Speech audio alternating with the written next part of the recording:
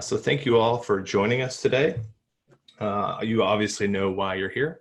We've got some really exciting content coming up with product manager Phillip Jones and solutions consultant Michael Aravopoulos of Sentry and PagerDuty, respectively. And today we're going to dive into some alerting with precision and getting full context using our new and upgraded Sentry PagerDuty integration. So before we get started, just a little housekeeping. I guess, first of all, my name is Schaefer. I'm on the marketing team here at Sentry. And it's just a quick agenda to set the tone. We'll kick off introductions with Michael and Phillip.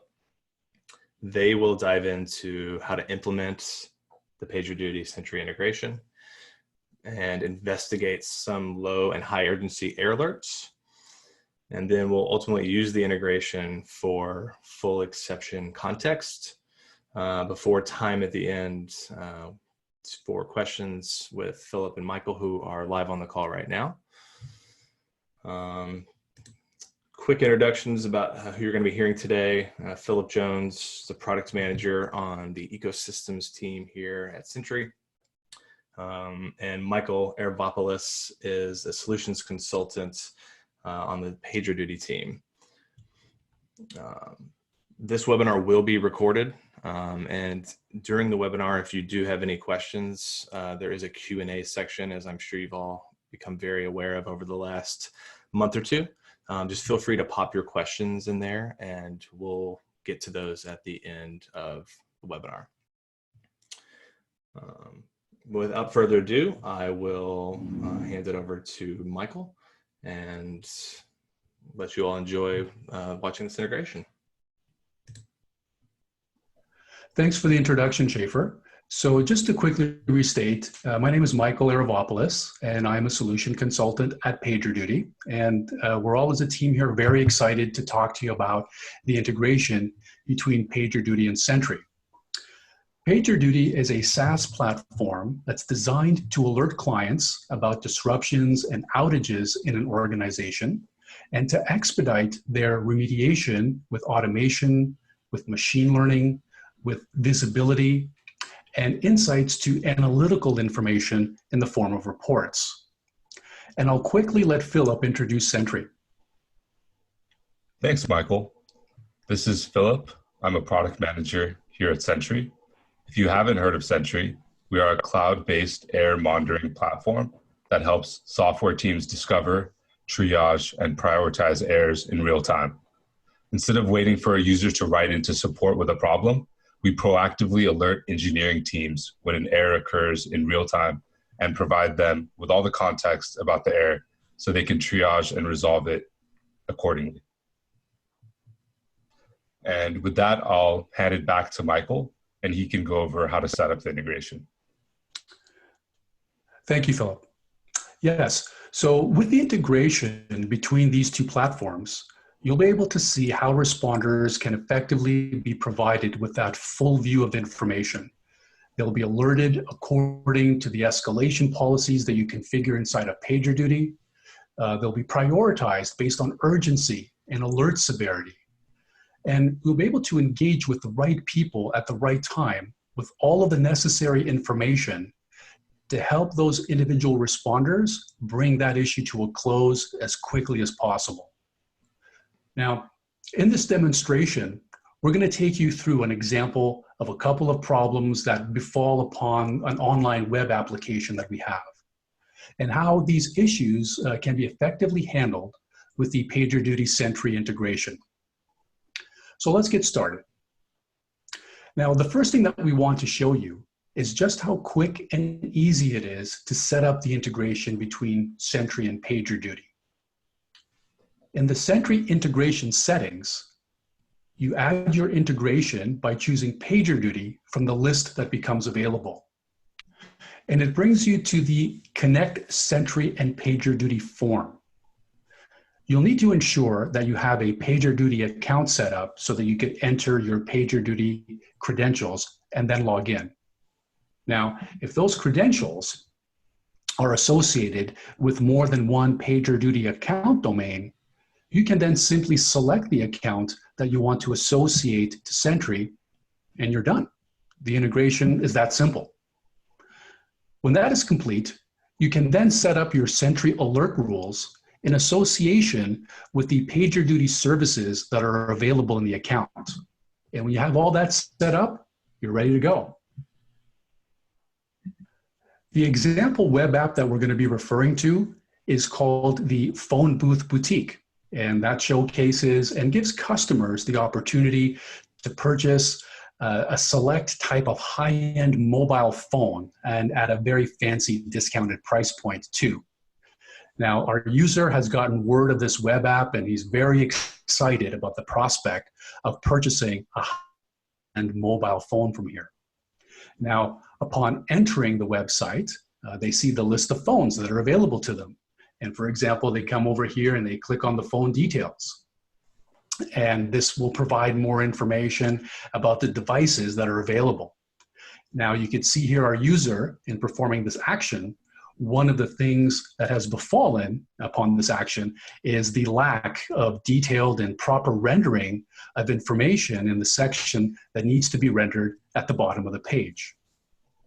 Now, while this doesn't prevent our valued customer from being able to select the quantity of phones that they might want to purchase, it does, however, lessen their experience when it comes to the information not provided about the phones in order to make a purchase based on a particular phone specifications. They might need to jump to another website, as crazy as it sounds, in order to be able to see that type of detail. And so not exactly the best way to do this sort of comparison. The good news here is that this sort of problem, as minor as it might be, can effectively be tracked with PagerDuty and Sentry. And because we've done our integration, PagerDuty will begin by creating an incident and notifying us of the fact that there is this minor problem. Now let's get back to our customer who's very interested in buying a phone. There's information that guides him in terms of the actions that he needs to take. So they will enter the quantity. And then they come up and click buy in the upper right-hand corner. And this action here takes them into the section where they can begin filling in their address and credit card information in order to proceed to check out and make their purchase. So they enter their information and they click proceed to checkout. However, when they attempt this proceed to checkout, they encounter the debilitating issue of an internal server error. Obviously, a result like this is far more problematic than the previous minor issue, as it prevents our customer from completing the phone purchase. And for the Phone Booth Boutique, not only a loss of potential revenue, but perhaps a detrimental impact to their brand. Loss of revenue and impacted brand recognition the longer a situation like this remains active. So we need to act. We have a couple of issues at hand, and PagerDuty immediately begins sending out notifications to on-call responders. As a responder, I can receive notification by email, by text, a phone call, or a push notification to the PagerDuty mobile app. And this is what you see in the forefront of the screen right now.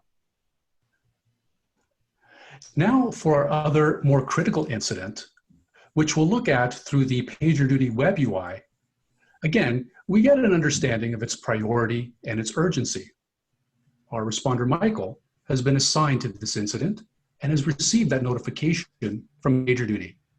He can then view the information about the incident and decide how to proceed.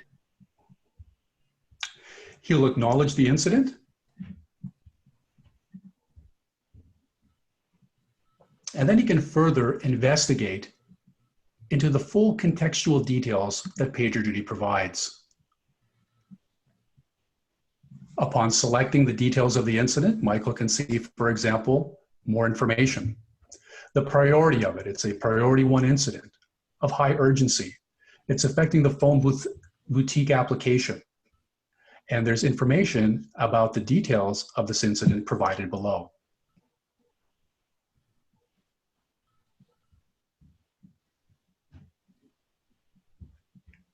Now, again, upon review of the incident that has befallen our application, Michael can undertake an appropriate action, perhaps one that is defined within our company's incident response policy for SEV1 high priority incident.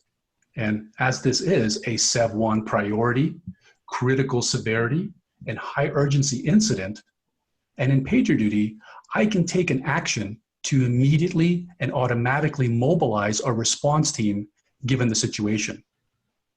And we do this by running a response play. And this will automatically engage and notify the necessary responders, provide them with communications to correspond to, as well as notify additional stakeholders to bring them awareness for those who need to be aware of the current situation and to be kept up to date as things progress. The action right here is under the Run a Play tab. And we have a particular response play specifically for the phone booth boutique if there's a service disruption. Executing this response play will effectively perform several things, as we just noted. For example, on the right-hand side, we could actually see here the individual members from different teams that have been mobilized. From infrastructure, our level 2 engineering for the phone booth boutique, as well as network people as well. All these individuals have been notified by PagerDuty, and they have an appropriate amount of time to respond to the fact that their assistance is required. If they are unable to respond accordingly, because they are part of a policy, it will automatically escalate. And this is one surefire way that PagerDuty ensures that nothing falls through any cracks. When our additional responders do accept the responsibility of helping out with this particular problem, they have additionally a conference bridge and also a meeting URL that the response play's execution has provided. So our team now is set. They actually have a way to correspond, and if they want to provide any additional inputs to help further give understanding of what's being done to resolve the problem, they could do so in the notes section here in PagerDuty.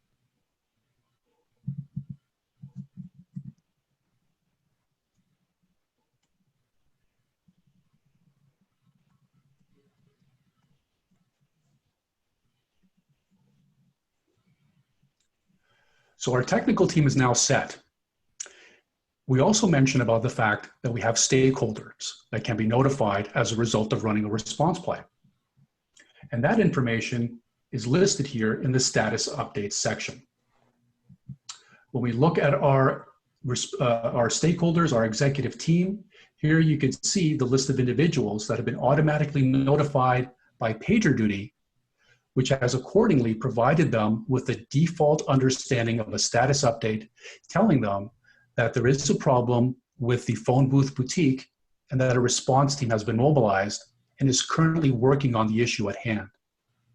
Our technical team, regardless of who they are, whether it's from network, level 2 engineering, or the original assignee to the incident, can provide them with those broad strokes updates to give them an understanding of progress being made. So for example, we might say 15 to 20 minutes updates will occur. And by sending out this, sending this update, we will see, for example, it being noted in the status updates section, but in accordance to these stakeholders, the individuals from our executive team will also be notified across email, text notification, as well as a push notification to the PagerDuty mobile app. Now our response team is engaged. We have the right people working on the most important problem at the moment. As our teams work through this issue, ultimately, they need to get the next level of information about the problem in order to see it through to remediation. And the integration with Sentry provides exactly that. As I scroll down to the bottom of the details of the incident that has been listed here in PagerDuty, there is an issues details link with within the incident, and it allows us to cross-launch into Sentry directly from PagerDuty in order to further analyze and determine the root cause of this issue. And with that, I'm going to pass it over to Phillip to take you through the next part of the demonstration. Thanks, Michael. As you can see, we were able to get the right people alerted and involved with PagerDuty. Now let's leverage this integration to get more details on the incident in Sentry. So this is the issue details page in Sentry, where we have all the information that we're going to need in order to solve this problem. Up here on the right, we can see the number of events, the number of times that we've seen this error, as well as the number of users that have been impacted. On the right-hand side here, we can see information such as when this issue was first seen, and we can also see some information in terms of how often this issue has been occurring historically over the last 30 days and more granularly today. Going down here, we can see our heat maps here. So we can see what the breakdown is of the browser, device, and other categories.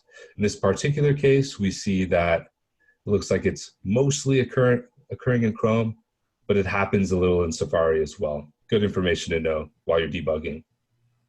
Moving over here to kind of the bread and butter of the details page, we can see the stack trace.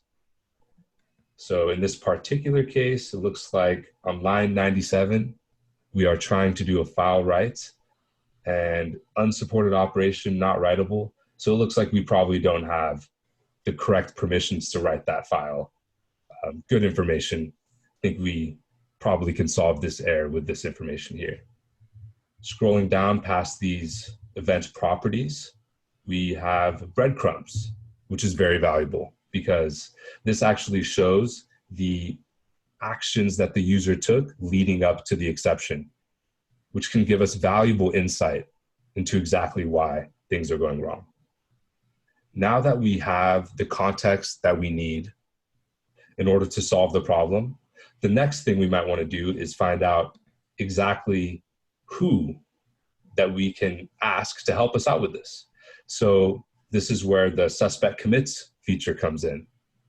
This feature shows us exactly which commit caused this issue, as well as showing us the author. In this particular case, it's just an example app. It's not source controlled, but in a real production app that is source controlled on Git, etc., we'd actually be able to see that information here. So once we know who can help us out here, we can then create a new ticket in our favorite project management tool. Here we have Jira. And once that's complete, we can go ahead and check off and resolve this issue.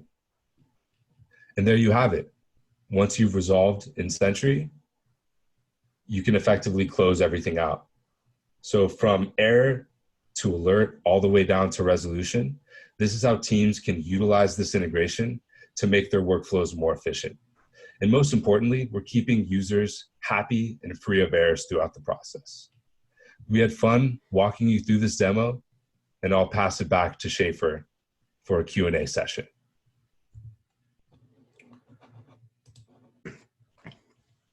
All right. And thanks, Phillip. So I had some questions coming in, and I'll just go ahead. Phillip, it looks like the first question is for you, so I'm going to go ahead and unmute you. Someone has asked, what determines which events from Sentry are sent to PagerDuty? Yes. So what determines which events are sent to PagerDuty? Well, so that's a good question. Actually, we have this concept in the product called alert rules. So you're actually able to, on a per project basis, customize that. You can choose from different conditions, such as when an event is first seen, when an regression in an error is seen, or based on the file name, different tags on the events like internet browser, etc. So it's pretty customizable, and you can configure that through alert rules on a project basis in the product. Cool. Thank you. I hope that answered the user's question. If you have any follow-ups, just ask in the Q&A window, or feel free to follow up with us after. The next question coming in, Michael, this one's for you. The question is, can you interact with PagerDuty other than using the UI? Yes, thanks, Schaefer. Appreciate the question there. Absolutely, it is possible.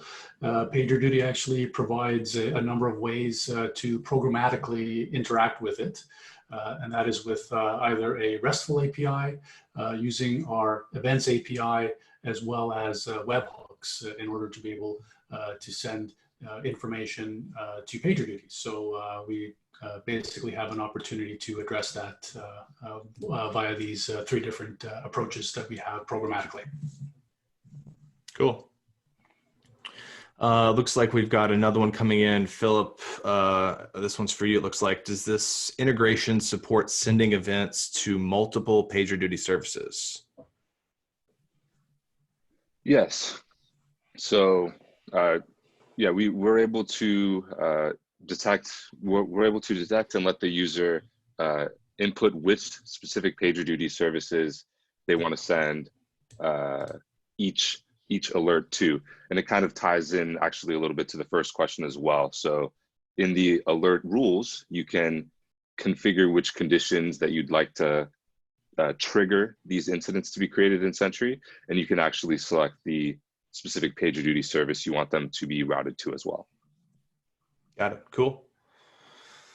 Next question coming in is for Michael. It looks like, Michael, what precautions have you taken to ensure that PagerDuty is always ready to deliver incident notifications? Yes, sure. So the PagerDuty approach to that is we actually employ an active-active architecture, and our infrastructure is fully replicated in 3 different AWS and Microsoft Azure data centers. So this gives us the capability to be able to rapidly roll over to any backup systems in the event that our main data center perhaps might lose connectivity. That's the way that we ensure the level of redundancy, across our platform, including notification providers, DNS providers, and more. Got it. Cool. Thank you. All right. Any last minute questions? It looks like that's all that had come through in the Q&A and the chat. Oh, we have one question that just popped in. Is it possible to add a Sentry alert rule for PagerDuty for specific HTTP error codes? Yes. So that should. I'm trying to look that up now, but I believe you should be able to do that because, and if that should be a property on the event, you should be able to set alerts for that. So I think the answer would be yes there. Cool.